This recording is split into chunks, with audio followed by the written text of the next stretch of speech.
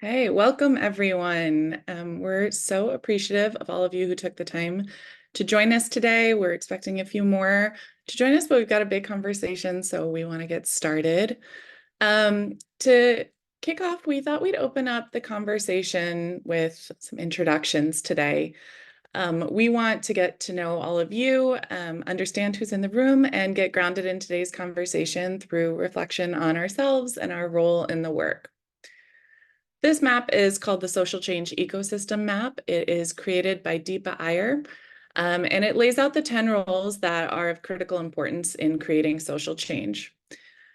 Here are the definitions of the 10 roles. I'll ask everyone to just take a moment, look through them, read through them, and then by way of introduction, we ask that you share in the chat your name, pronouns, organization if relevant, and what social change role you identify with in your personal or professional life.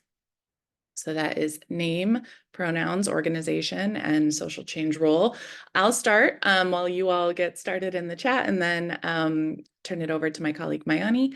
My name is Melissa Mambuket. I'm the Executive Director of the Build Health Challenge. I use she, her pronouns, and I see myself as a weaver in this work. Mayani, do you want to come off mute and introduce yourself? Sure. Hello, everyone. My name is Mayani Guetta. I use she, her, and they, them pronouns. I'm the program officer at the Build Health Challenge. So it's great to be with all of you here today. Definitely think that my role kind of changes over time or depending on what kind of work I'm doing. But I think at the Build Health Challenge, I identify as a builder and a weaver along with Melissa in this work. I definitely think at other times, um, depending on kind of the work that we're doing, we may take on different roles. So I really appreciate this question. And it's, again, great to see all of you. And thanks for answering in the chat. I love this. I see we have, it's not surprising at Build, we have a few builders. I see we have other weavers, disruptors, caregivers, storytellers, guides. I think this is a really important piece of the question to understand our role and who our peers and colleagues and friends and connections are in this work, and that we all have a role to play. If you're not familiar with this map or these roles, or you'd like to learn more, I highly recommend Deepa Iyer's workbook, Social Change Now, A Guide for Reflection and Connection. It offers a lot more detail about these roles, as well as exercises for individuals and teams to explore how they interact with each other within the social change ecosystem. So as introductions continue to flow in, please feel free to continue introducing yourself as you sit with these and offer if your perspective shifts during the conversation. I think that happens too. But we wanted to start today off with the idea of an ecosystem because today is not just a space for us to share and present, but also to connect with each other, with all of you. Our goals for today are to share Build strategic plan and racial equity commitments publicly in an effort to practice transparency and accountability, and to open the door to continued feedback and idea generation to drive strategy and practice across our connected work. We'll begin by sharing an overview of our new strategic plan, and then we'll share more about the role that Build's community partners have played in shaping our strategy and advancing our commitment to racial equity. And finally, we'll open up the conversation to talk more about accountability, equity, and hear more from you on your reflections. Please feel free to speak up in the chat. We are happy to answer any questions that clarify our learnings, processes, commitments, and strategies. We will be listening and taking notes on questions, ideas, and reflections that may arise for Build and for the field more broadly during this conversation. And we'll take that back to our awardees and partners to consider as we continue building upon our learnings. Today, we are so glad to be sharing Build's updated strategy with you. In 2015, we launched the Build Health Challenge with 5 funders in 18 communities. And last year, we selected our most recent cohort, which will run through 2026. This brings us to more than 20 funders who have committed more than $33 million across to the 68 Build initiatives across the country in 27 states and the District of Columbia. As you can see, they are in red and blue states, big cities, small towns, rural areas, and they represent an incredibly diverse swath of America and a really powerful movement towards changing the way we view health, community power, and our collective well-being. As we neared the end of that first cohort in 2017, we realized that Build had a lot of momentum and power, and the community work was having real impact. And so we decided to commit. We brought in dedicated staff and created our first 5-year strategic plan. In 2020, as we celebrated 5 years of Build, while also acknowledging the devastating impact of the pandemic and the powerful racial justice reckoning that stemmed from the murders of George Floyd and Breonna Taylor, on communities across the country, we took a look back at the way that our understanding and practice of equity had evolved in Build communities. With our evaluation partners at Equal Measure, we shared a summation of our equity journey, looking at pivotal moments of change and how these shifts manifested. In 2021, following that, we embarked on a listening tour. That was co-facilitated by Build awardees, as well as our colleagues at Success Measures. And we really wanted to learn from Build awardees, those at the heart of our mission and vision, how we can best support them and where they saw the future of Build.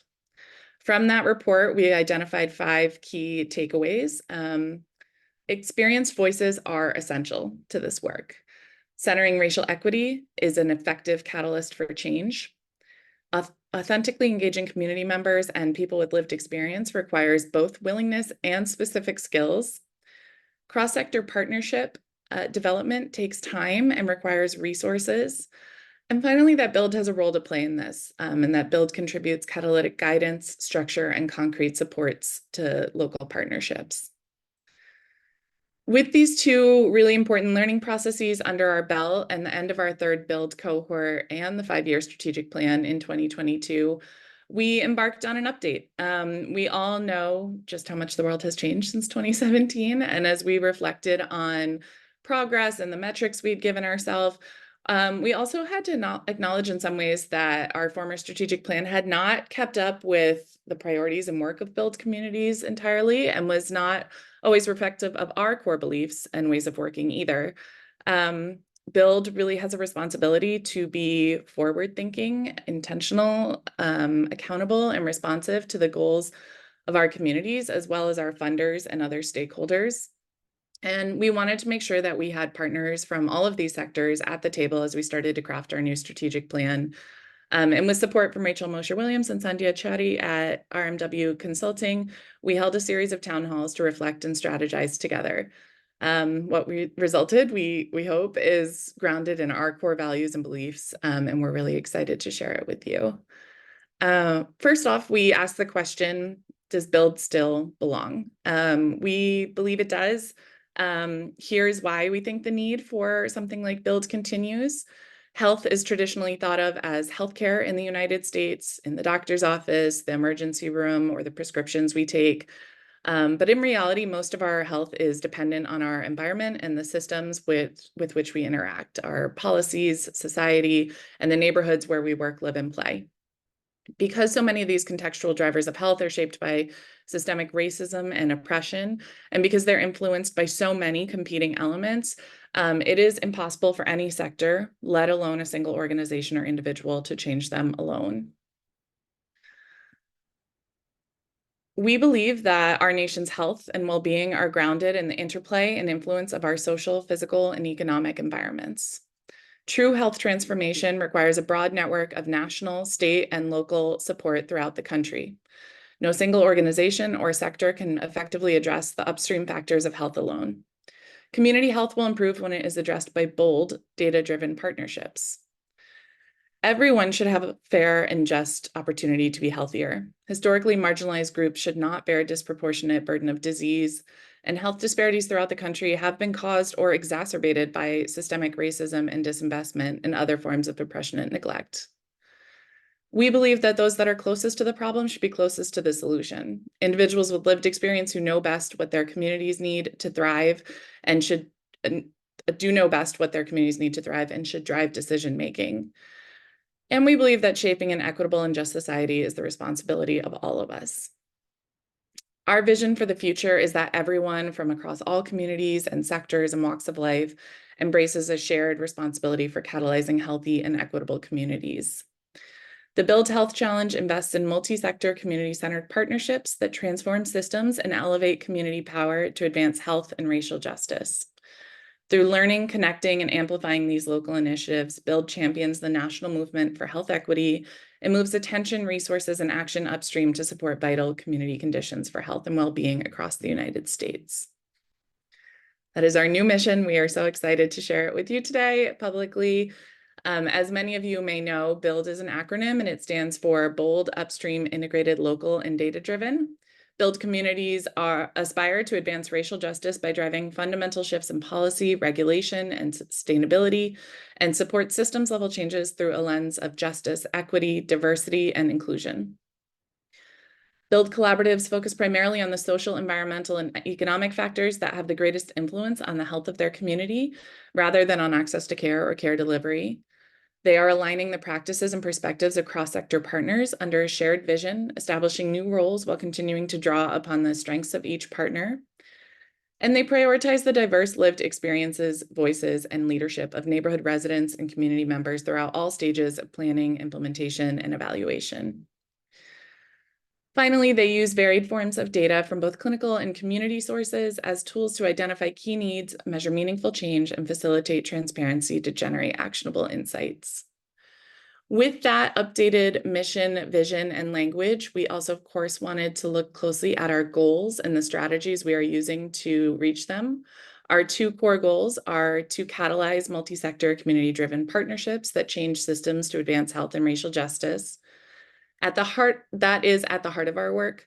But we also want to drive change at the national level to shift norms, create demand, and build resources for systems and structures that advance equitable and healthy communities.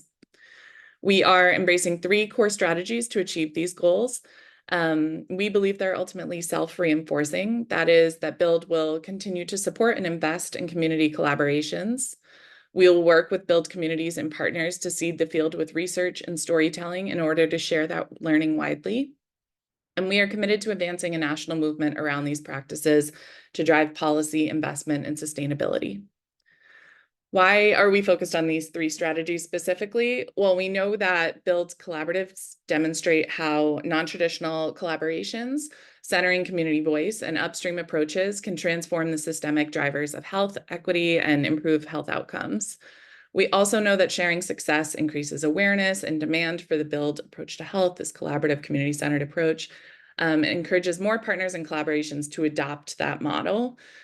And leveraging the breadth, scale, and scope of these initiatives increases their collective strength and credibility, encouraging more partners to engage and to invest in this type of work.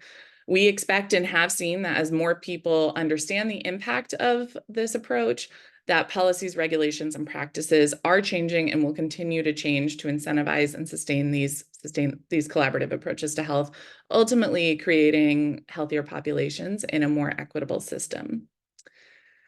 We have crafted some indicators of what success would look like for us, for the BUILD funders, for BUILD communities, as well as some specific practices and objectives within each of these strategies.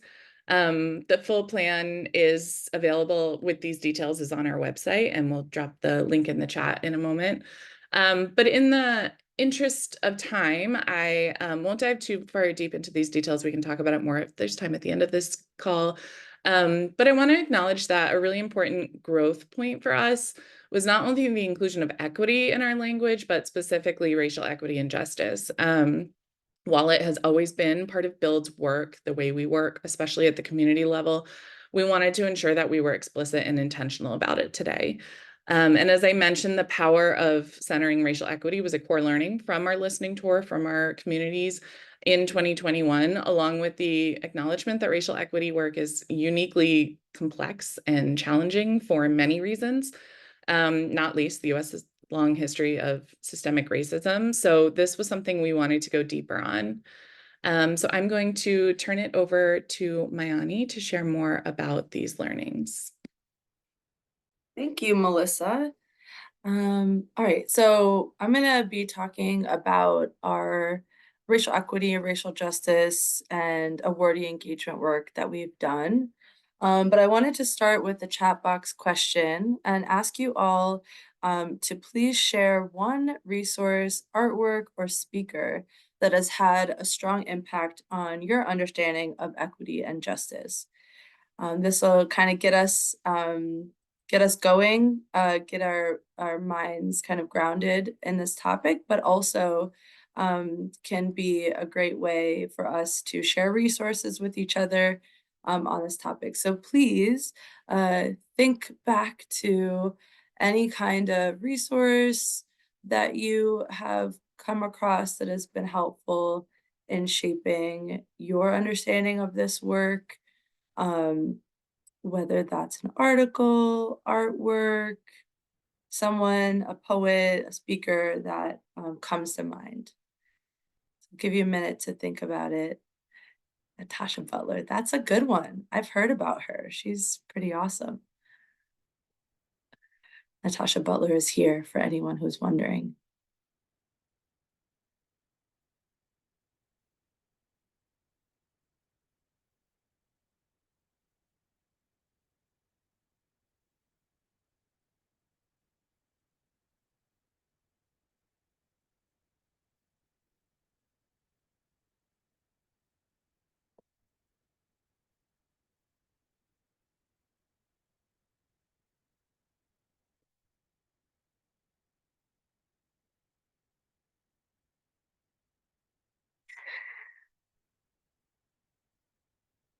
Right, we have a resource in here. James Baldwin, Loretta Ross's guidance on calling in the calling out culture. Siobhan Arlene Bradley is an incredible speaker. Ben Ami, book named Upstream, The Quest to Solve Problems Before They Happen by Dan Health. Helen Moore, love that. One of the facilitators of our alumni advisory group that we'll talk about in a moment. Nelson Mandela, HereNow.org, Adrienne Marie Brown. These are fantastic. Ben Ami, author of God of the Black Man and Truth. Thank you all. Thank you so much for sharing. Keep them coming if anything else comes to mind. These are really great. And I'm wondering if folks are recognizing some of these, if they've read any or been exposed to any of these speakers themselves and are seeing connections.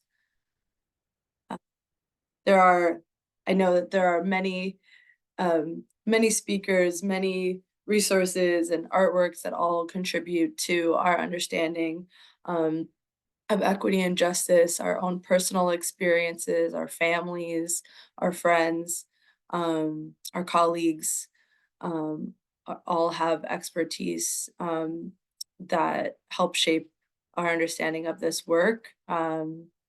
So I really appreciate everyone sharing. And yeah, if you can think of any others as we're continuing the conversation, please don't hesitate to put it in the chat.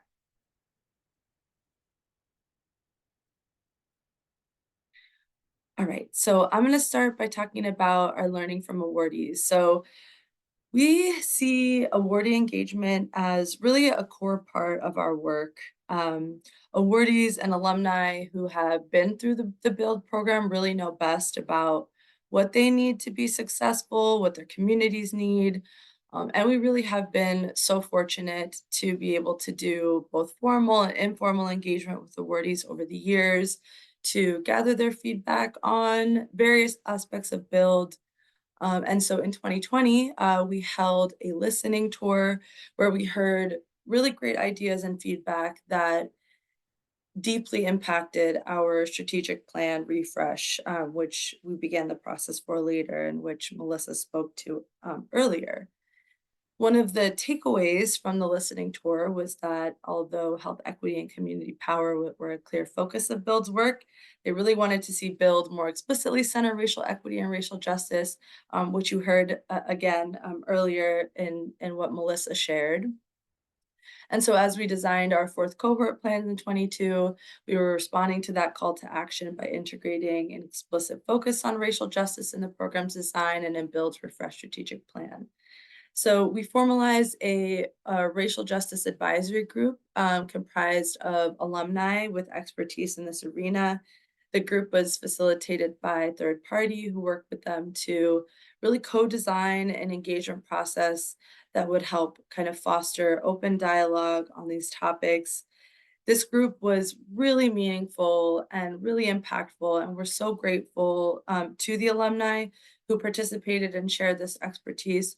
We really could not have done this work without any of them. The ground, or sorry, the group uh, did grounding work and then held three in-depth conversations with each other and facilitated conversations with the new awardee to gather the new awardee cohort to gather feedback, all of which culminated in a final report along with commitments from Build and ongoing public learning in the field. We published a four-part series on our website detailing our learnings from this awardee engagement, and you can check all those out on our website to learn more. And again, we're really so grateful to our alumni advisory group for their trust and also to our broader alumni and awardee community, just for the relationships that we've built with them over time and the expertise and the insights that they have shared with us as a Build community. Um, and for the recommendations that came out of this engagement, which I'll share more about in the next few slides. Um, the first recommendation was around strengthening Build's racial justice commitment. And this is really about naming racial justice in our work very explicitly. It's also about creating time and space for us and for awardees to have discussions on the historical context of racism and its impact on today's inequities.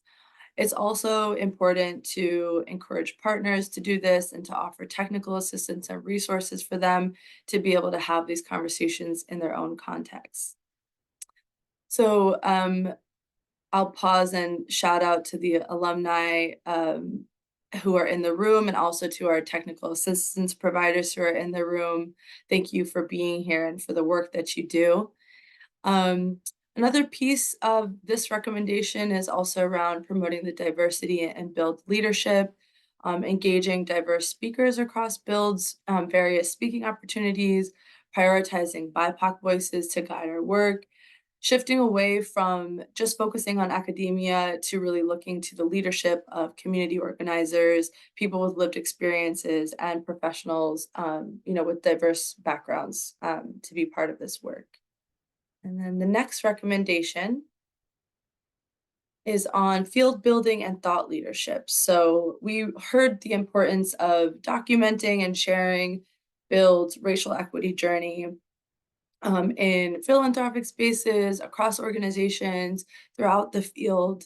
And so we also heard how important it is to encourage open discussions among awardees so they can learn from each other, and also to be really using resources authored and supported by communities of color and leaders in this work to advance the message. And our next recommendation is around interactions and supportive pathways for awardees. So fostering a collaborative and learning environment among awardees, prioritizing, centering community voices and uplifting those most impacted by inequities to really be leading the change in their communities, equipping communities with resources to be able to really communicate their work, particularly their racial justice work, encouraging communities to address root causes of inequities and advocate for systemic change. Embracing the pace and length of racial justice work by really acknowledging that creating change takes time and goes beyond the length of the 3-year Build Award, and really encouraging collaboratives to adapt their vision over a long-term period of time based on what is really needed, and not being overly prescriptive and knowing the importance of that.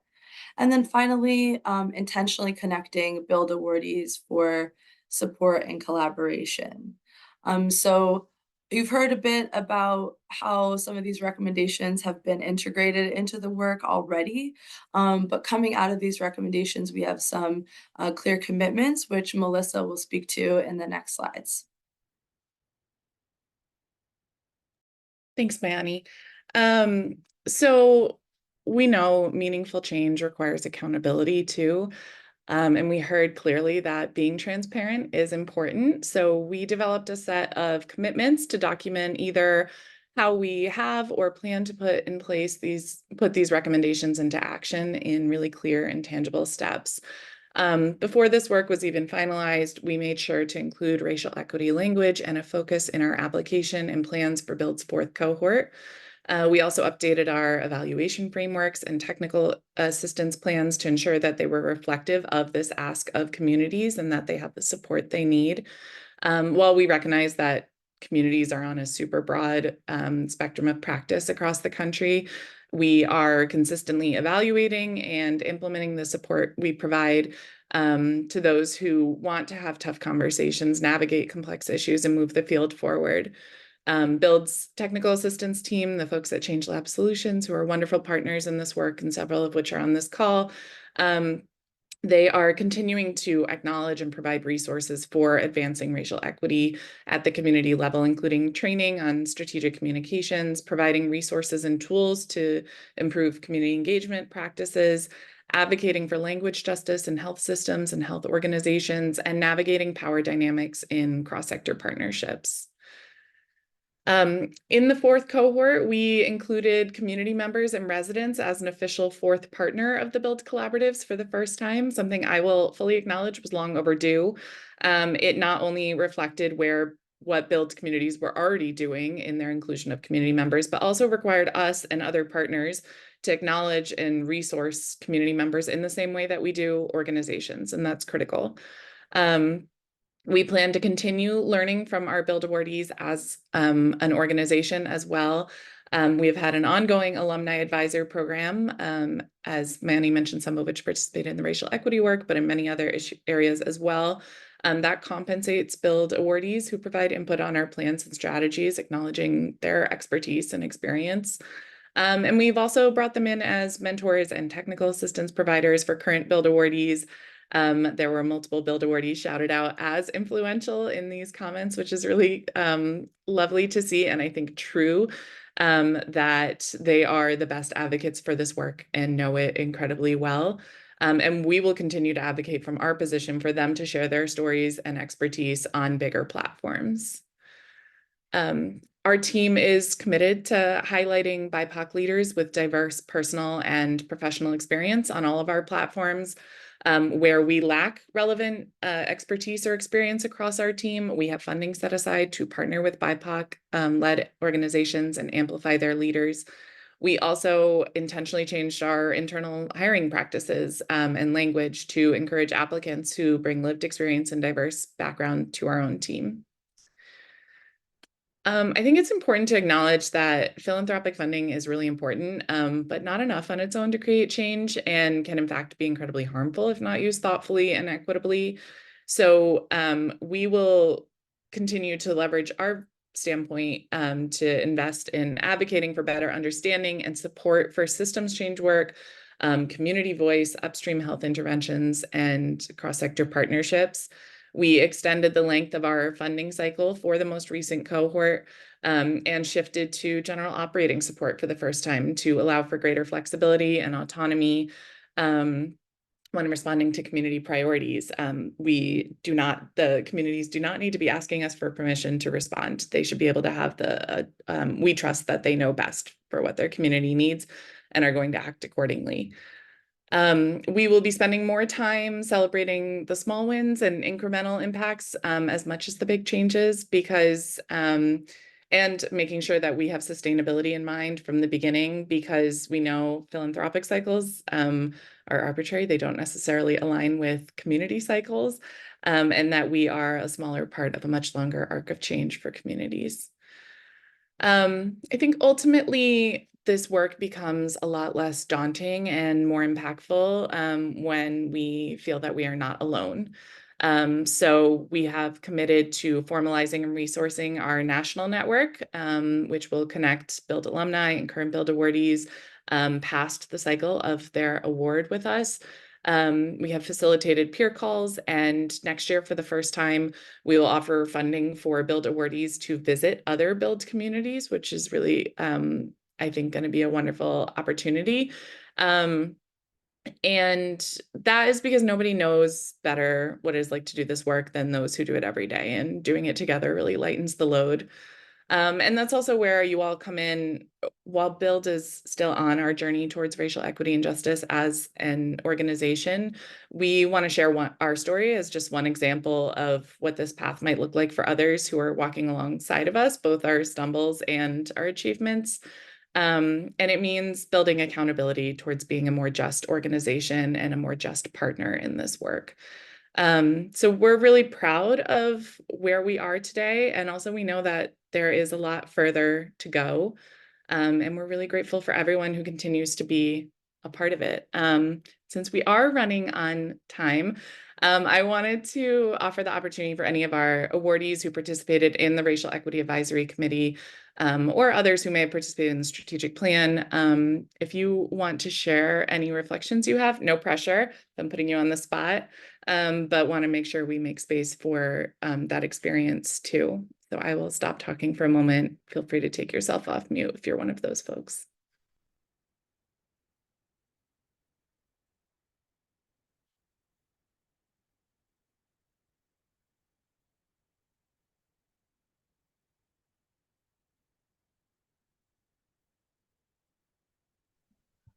Hi, good afternoon, Build family. This is Natasha from Houston. These were tough conversations that we had in this work. It didn't come easy. It pushed a lot of us past our own comfort zone. One of the things that I remember when I was first in the cohort was we talked about being uncomfortable with comfortability. And this is difficult work.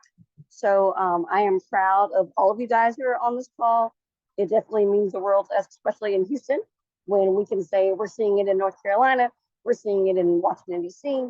So this collaboration of centering this work is not just in your own local, whenever we can collectively talk about our shared stories. Thanks, Natasha. I hope everyone gets the chance to talk to Natasha at some point. You will never be the same. One of the most inspiring people I know. So thanks for your work in Houston and for all your support of Build over the years. With that said, and acknowledging the collaborative effort that we're on, we're going to open up some conversation. We have created a Jamboard.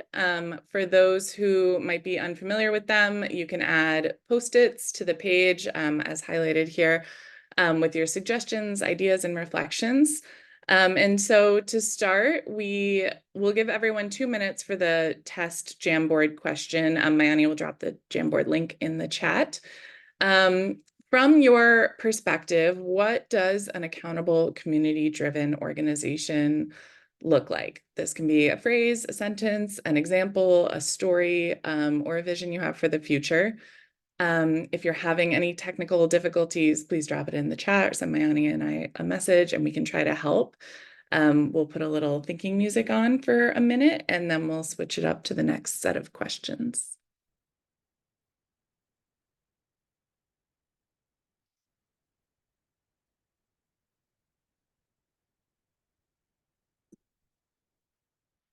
Might think crazy what I'm about to say. Sometimes she take a break. From a hot air balloon that could go space with the air, but I don't care, baby, by the way. Because I'm happy. Because I'm happy.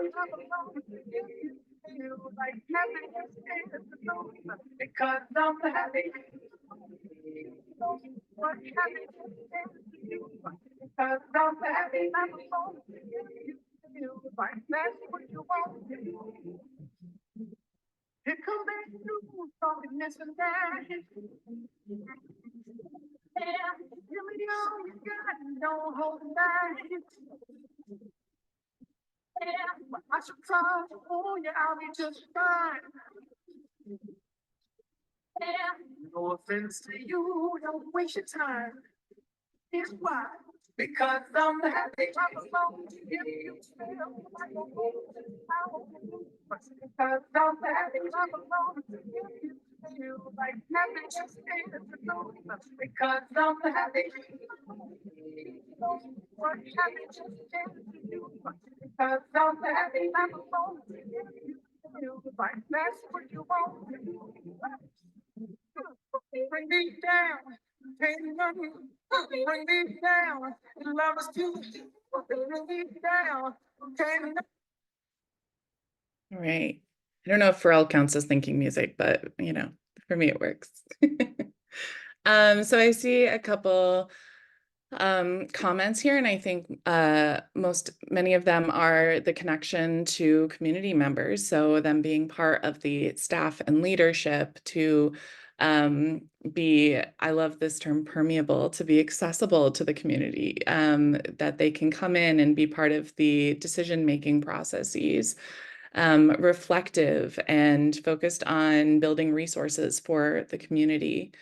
Is there anyone who would like to, we also want to make space for those who are not Jamboard favorites. If you would like to speak up, you are also welcome to, as we have a minute or two.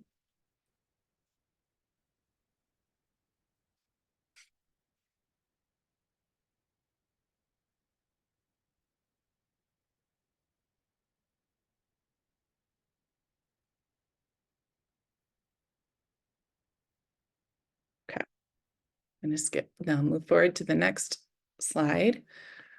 Here we have two questions. So one, we would love to hear from you what steps or practices or actions you have taken that you are most proud of to advocate and advance health equity and racial justice.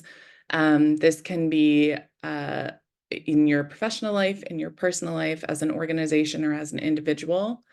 And then on the third Jamboard slide, we have a question about what reflections, ideas, and questions do you have for Build as we move forward with our strategy and commitments?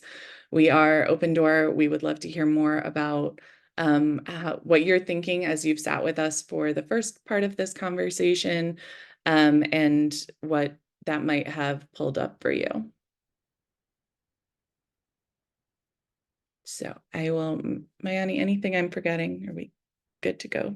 Okay, I'm going to put on music again for another few minutes. Please feel free to add to both of these slides. You can continue to add to the accountability question. You can share examples, you can share ideas, reflections, thoughts, questions. Please be as open as you want to be. We will also have some time for conversation after we do the Jamboard. So if you prefer to speak out loud, you can observe and gather your thoughts for a few minutes if you prefer.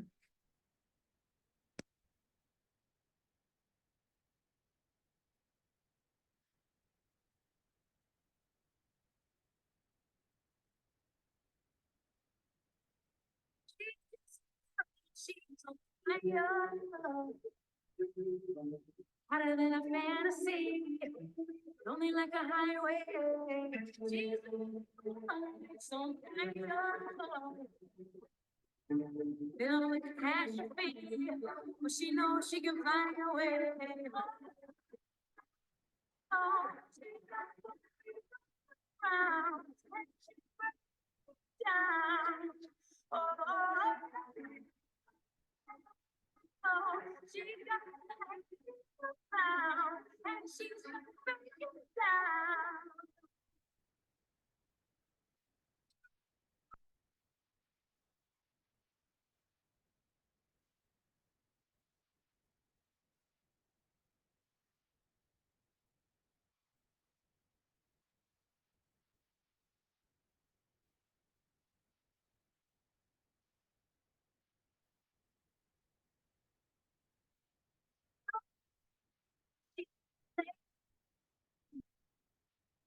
So she can burn your eyes better than the other way.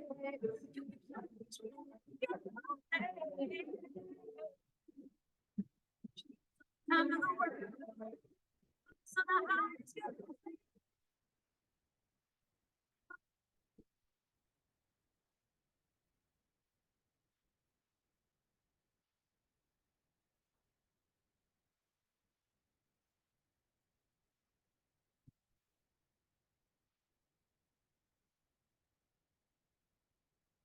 down.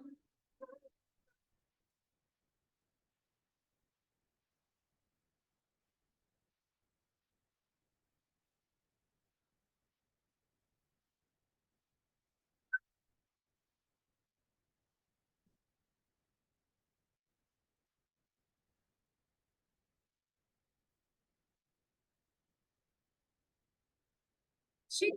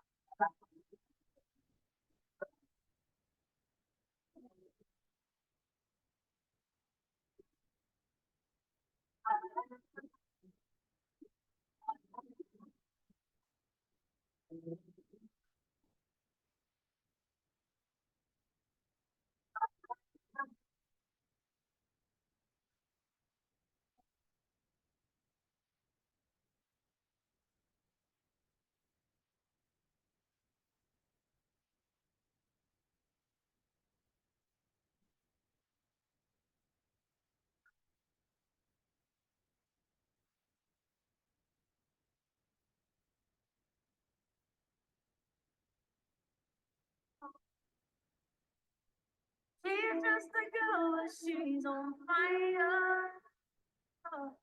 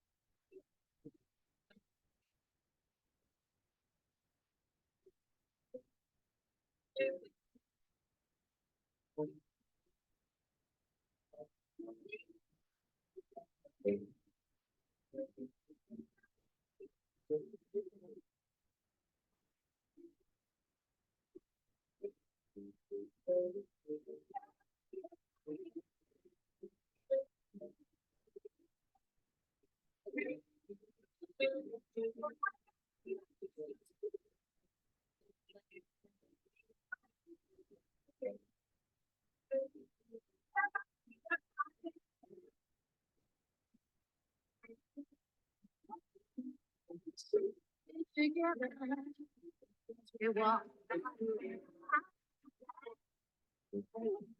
Just like over there. I want to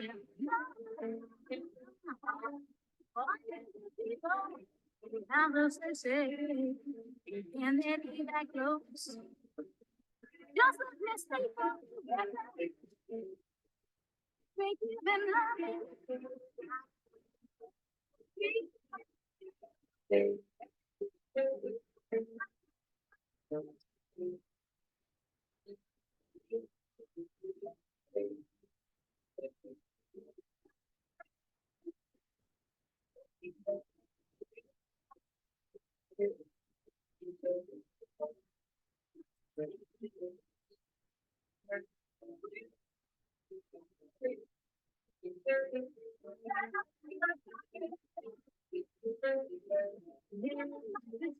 We just begun to get our share of this world. How much you done and I go inside. Okay. Feel free to continue adding to the Jamboard. I'm gonna turn it over to Mayani to start opening up the conversation. All right, looking at the Jamboard is really given me joy in this moment. Thank you all so much for your contributions. Just gonna start by looking at the second slide around what steps have you taken personally or as an organization that you're most proud of to advocate for and advance health equity and or racial justice. And I'll just kind of read through some of these, and then if anyone wants to come off mute and share a little bit more, please do. So yeah, it's great to see kind of a combination of personal and professional steps that folks have taken, from launching a new Black Birth Equity Initiative while acknowledging the insufficient outcomes of our county's initiative to reduce Black maternal and infant deaths, focusing on contracting with BIPOC service providers in your own community, even when they aren't experienced in larger events, or contracting and invoicing. So doing policy changes, making the implicit explicit, being transparent and incorporating community voice, and then practicing radical honesty with self, with others. I love that. Community partners, resident leaders, identifying areas for work, and in collaboration with our team to build short, long-term strategy to advance equity. So a lot of ways that folks are naming to bring in community voice into the work. Transparency with all partners, funders, staff, communities. So seeing a few different things around transparency and honesty and what that looks like. I think that can look, those can be different things on an interpersonal level, on more of an organizational level in terms of communicating with partners and funders. So it's really great to see that on here. Changing internal processes to better support staff. So policy changes, changing processes, sometimes at the end of the day, that's the goal, right? Is figuring out what is needed and actually taking action and making those concrete changes. Is there anyone that wants to elaborate on anything that they put on this slide around steps that they've taken personally or as an organization? Anyone that wants to come off mute, just want to invite that into space at this time.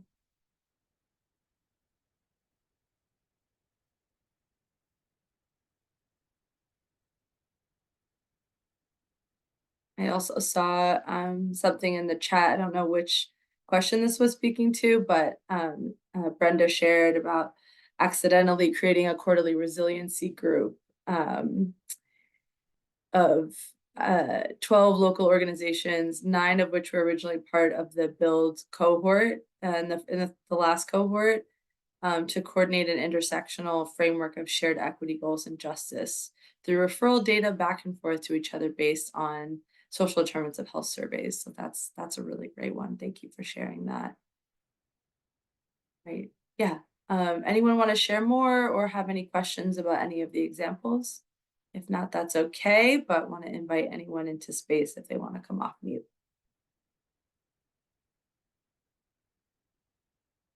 All right, well, I'll turn it to Melissa to go over the next slide, and then maybe anyone might want to come off mute after that, but no pressure. I'll turn it over to you, Melissa. Great, thanks, Manny. Yeah, I love so many of these examples of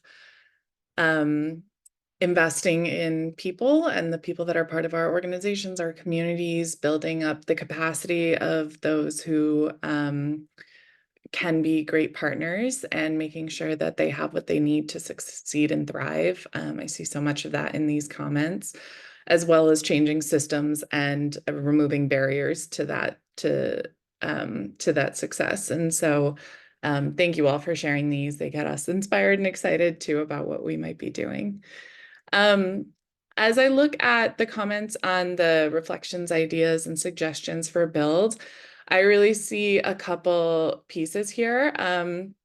So one, I think sustainability and support continues to be, long-term support continues to be critically important. I absolutely agree with this. We know that sometimes this work is generational, and philanthropic systems built is no different, are not built for that kind of long-term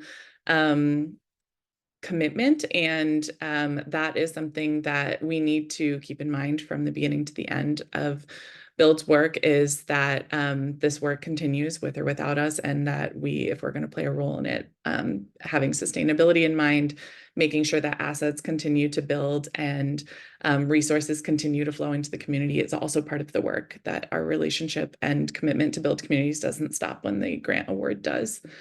So thank you for those notes. And I think that is something we have to continue to work on, because there is no easy solution right now. I also see a really great question about our how we work with our funder group to build connections to communities so that they can continue to stay connected to the local work. For those who aren't familiar with Build structure, we have 12 funders for our current cohort, and they are a mix of local and regional and then national funders.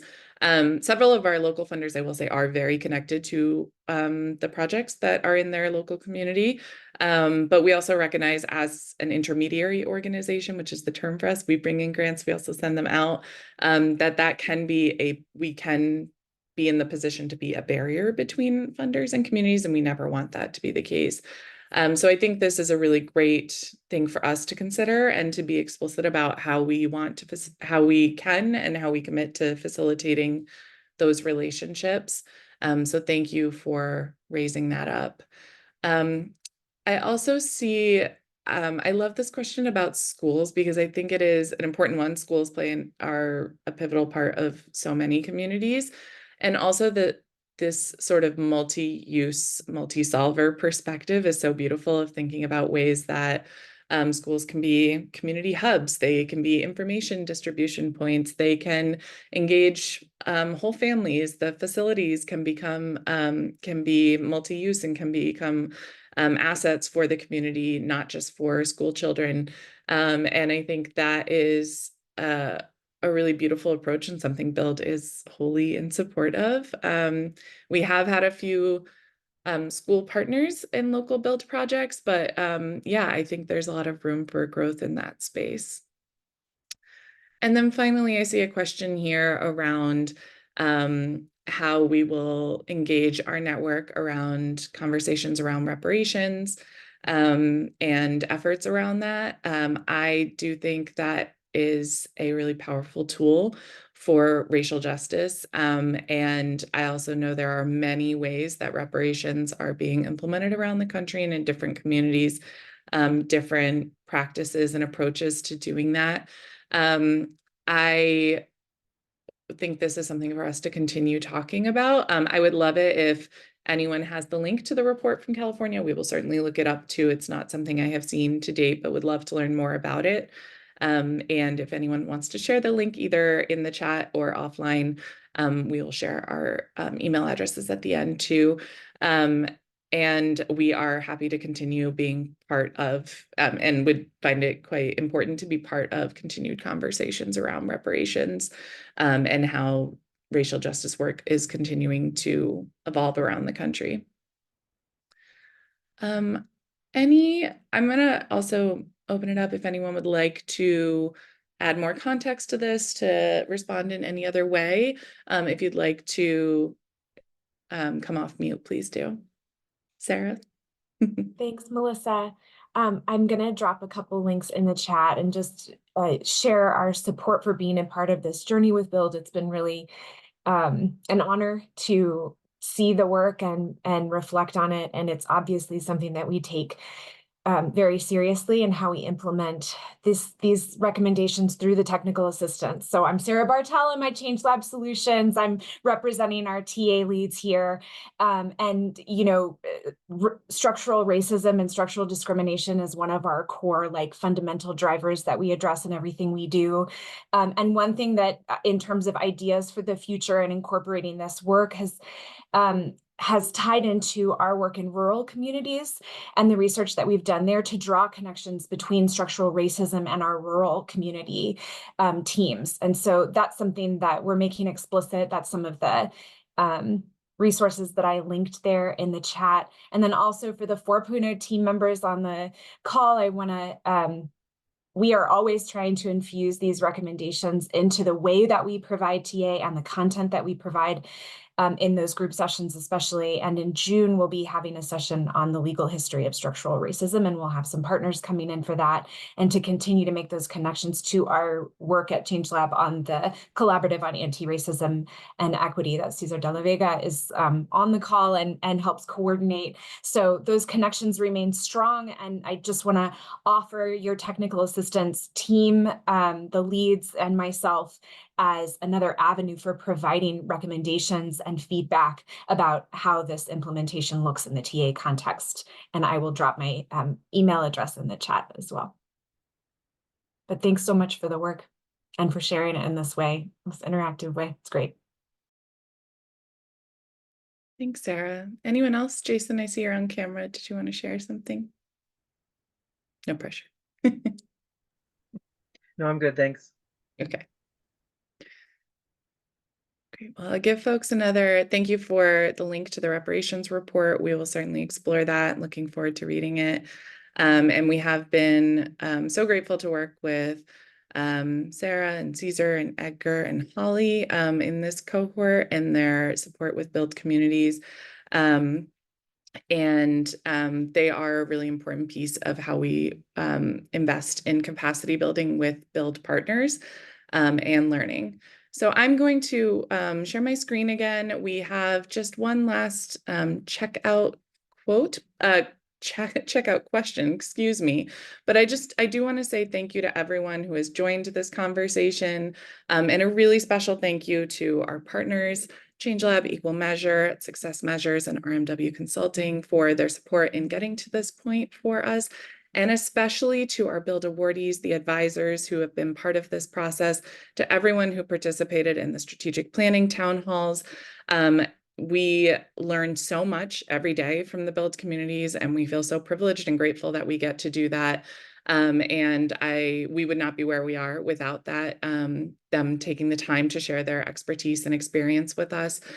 So just want to say an extra special thank you to them, to all of you for being here. And so with one word or phrase, we ask you to share in the chat, how are you feeling after today's conversation?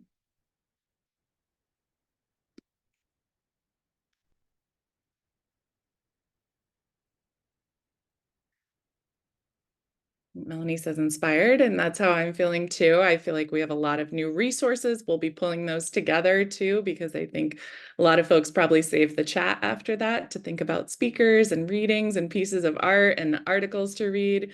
Renewed and hopeful, energized. I think these are all true. Maria says informed.